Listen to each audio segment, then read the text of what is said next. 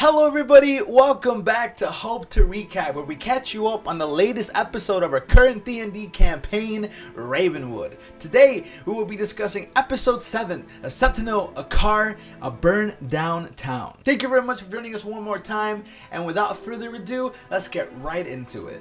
We begin shortly after the group wakes up, all ready for the tournament, but are met with a disturbing sight. 4 giant sentinel-like skeleton beings approach the town, walking slowly as a black cloud trails behind them, engulfing them periodically. Alarmed by this, the group alerts Demon, and him and Ross' dad engage in crowd control. Shortly after, El Muerto also arrives and offers assistance. As the commotion goes on, right by the approaching incoming skeletons, a 5th rises from the desert and joins the herd. As the group looks on, they notice that the townsfolk begin to panic. This leads Ross' dad, Demon, and El Muerto to dash towards the beings, further analyzing the situation.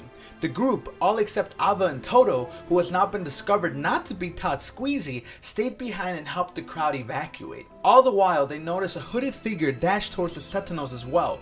Roland recognizes it to be Tila, Ra's younger brother. As those who went forward towards the Sentinels begin to make out more distinct feature, Ava immediately recognizes them to look like the Sentinels back at Ravenwood and alerts Ross' dad and Demon. He tells them that they're mostly docile, but to be safe to maintain their distance. As they're conversing, Kira, Shen's owl, approaches the beings from the air. As she gets closer, the ground around the Sentinels begins to shake, and everyone around them begins to feel this paralyzing fear inside of them as a massive, full-blown, all-white skeleton head appears from the black smoke, chomping on Kira. At that moment, Ava notices the pink eyes of the skeleton and immediately tells everyone else that they should run away from it, since if they die by the hands of it, resurrection of any sort is not possible. Shaking off any type of fear this creature created, they head back to town. You guys eventually are starting to get up close and start to see the skeletons. Again, they're moving very slowly, but the now being closer up, you see that the smoke isn't like flat. It's like consistently rolling and moving very quickly. Oh, like a sandstorm? Almost like a sandstorm, yeah. But despite it rolling and moving very quickly, the actual progression of the wall of smoke is very, very faint, very slow. I asked Ra's father if he's seen one of these before. Never in my life, son. I've never seen anything like this. Alright, just so you know, these are the things that are actually back at Ravenwood. They don't do anything, they don't even attack. But there's occasional times where it just kind of stops and stares at one location. These seem to be moving towards something, if they're all going the same way. Usually they're completely harmless though. But about the smoke around them, no idea. Are they usually gathered up like this? No, actually. They're usually just alone wandering. It seems like they're moving with some sort of purpose, kid. Well, I'm just saying usually they're harmless. I'm just letting you know. But the black smoke, I have no idea what that is. A minute goes by as you guys talking and trying to discuss. And all of a sudden you feel... Alva, you felt this before actually. Oh, nice. This brain-numbing sensation, almost like a high-pitched ringing in your ears. Oh. It reminds you of when you were looking at the Tri-Spire that one time. Oh. And everyone freezes in place, and you look up and even Kira freezes in place momentarily, and she starts descending. Kira stops flying and she just begins a slight fall, and then from the smoke, a huge black and white skull comes out. Past just it seems like it's just a head and a neck that sticks out and just chomps on Kira. Oh! And you feel her poof. And the huge skull seems to have like these teeth going from the very bottom of its jaw, going upward like this. Okay. White in color. It's got these very huge pink malicious eyes. And again, from what I said, it only looks like it's almost like a neck and maybe a rib cage, and that's it. Okay. Back in town, Ross' mom and Tila are assigned to go around the neighboring towns and warn them about what's been happening. The group, now feeling even more pressure to find Sterling, begin to make a plan. After tossing a few ideas around, the group decides to head to Infernio, a town rumored to have the best booze in this country. The group hopes that they bring it to the capital, the smell will attract Sterling, making him a lot easier to find. The group finds transport in a very run-down, heavily rusted vehicle, a car. Most of the group was not familiar with such technology except Alva, so with the help of Pearl and Toto, he managed to make the car run again.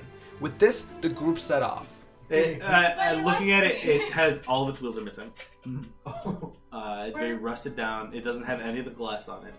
So this I'll send you a picture of what it looks Sadly, Where are its feet? it's missing its feet. Shoot. We have to find them and put them on it. You mean we need to get a vet? And no, we have to get wheels. Actually, okay, I'll put it this way for you, bro. I'm the vet. You're a vet? I'm a vet, and I have to put this creature back to its state of living. It's dead? It's not fully alive. It never lives. It's sleeping. It's sleeping, and we have to help it Wake up. wake up. Remember. like. You also watched. Yes. You also saw as Alva went over to the front of it and lift the hood up. Oh my god! Do you think that's its mouth? Hey, I don't know. maybe Pro, just come up here, come up here. You see this? This is its heart. You go over and you see inside the engine and everything, all these weird mechanical bits, all made of metal. Oh, this is okay. We're not harming it. This is supposed to happen. You see, when these creatures get broken, we fix them, and we have to be able to access the parts. So this is an operation. Yes, exactly. So you're gonna help me rebuild this boy, and you can name it whatever you want. Finally, arriving at Infernio, they notice the ground is covered in ash as well as the absence of people in the town. They wander into the only bar where they see a bright red tiefling with a giant grin on its face. The group interrogates him about Sterling and agrees only to tell him if they give him a sample of their blood and take a drink. After negotiations not going as planned, Filippo gets angry, feeling as though his friends are being threatened. Toto takes the drink and immediately his face begins to melt as he turns to ash. The tiefling cracking up inside and the team looking panicked as ever, trying to think rationally about the situation. Soon after, all of them begin to drink one by one. Last to drink is Ania, horrified on the side of watching her friends disappear and vanish, takes the drink and gets reunited with her friends as they've all been teleported to the past 20 years. El Diablito, the red tiefling, explained to them in order to keep the town protected, he has instilled a spell on the town in order to survive the test of time. The group, now 20 years in the past, decided what to do, hoping they can still make it to the capital in time and save Sterling. He sets down the glass and he's like, I've done well, a lot. he's like, you've done your part, so how about a free drink on me then? He goes, almost like from his back, not even like reaching anything, as if he just materializes it from his back. He pulls out a little wine bottle. The top of the cork is a skull.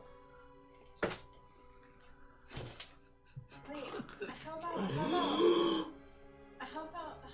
And with the wine glass, he sets it down right in front of you. Don't let it again. I was just about to do it. How about... I was like, fuck, I'll give it to you. No, that's homebrew. That's homebrew. Drink, my friend. Okay. I'll take a sip. As soon as the liquid touches his lips, he freezes. And you see him, his eyes go wide. The whites from his eyes fade to black. The color of his eyes fade to orange. And slowly, almost as if his face starts melting off. His mouth elongates. Just gets longer and longer and longer. The guy's face? Him. No, Toto. Oh.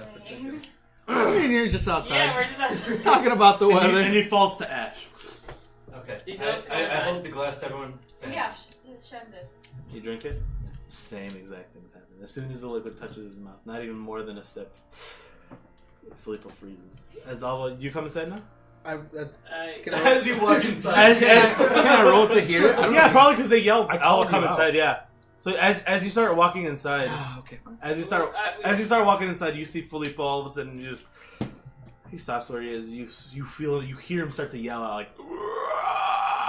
His mouth elongates, and he just falls to dust. I symbiote, bro. There's 4 of you left. I'm like, wait, roll it. Think of it twice, 3 times, 4 times. I need to know if this guy's lying. No, stop! Wait. I'm thirsty! Wait! I'm thirsty! Cuts his face. Puts on the rag. The guy prepares a drink for himself. Out of the same bottle, pours the liquid. Yeah, I just wanted to know if he was lying or not. I could fail. He sets it down in front of you. I feel this warmth start to overcome me from top to bottom. And as you slowly get this new soft glow to you, the rest of the building and the rest of the world slowly glows along with you. And everything that was once burned is slowly restored. I knew it. That's you. Brand new wood, brand new everything. And the bartender sat in front of you has both his smiles. No. It's the same guy. How you doing, homie? And you are. Have we been there for a while now? And you are surrounded by your friends. All of you guys, you experience the same thing as the moment you drank it. We're all just sitting there drinking, Yeah, enjoying his 2 meal. There is a beautiful meal prepared for you guys in front of you. The entire bar is filled with people. It's all lively. It's all wonderful. And that's everything that happened on episode 7, a Sentinel, a car, a burned down town. Thank you very much for watching, and just a reminder, we are live on Twitch every single Wednesday at twitch.tv/HopeToDice at 5 p.m. CST, and now we're actually live every single Monday on the same channel at 7 p.m. CST for mini adventures that all of us take turns DMing. So thank you very much for watching. We are HopeToDice, and we hope to see you again soon.